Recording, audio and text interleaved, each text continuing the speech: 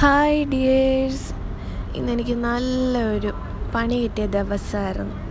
അതായത് രാവിലെ എനിക്കൊരു ഇൻ്റർവ്യൂ ഉണ്ടായിരുന്നു. ആ ഇൻ്റർവ്യൂവിന് പോകാനായിട്ട് ഞാൻ കുറച്ചധികം ദൂരം നടക്കാനുണ്ട്.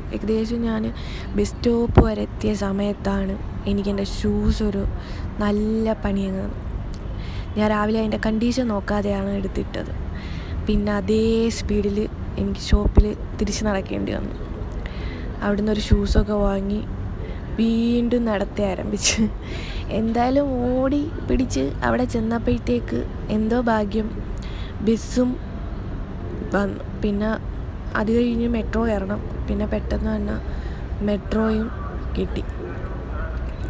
പിന്നെ ഏകദേശം ഡെസ്റ്റിനേഷനിലെത്തി. എങ്കിലും അവിടെ ചെന്നെങ്കിലും ഞാൻ രാവിലെ ടെൻഷൻ അടിച്ചെങ്കിലും എനിക്ക് കുഴപ്പമൊന്നും ഉണ്ടായില്ല.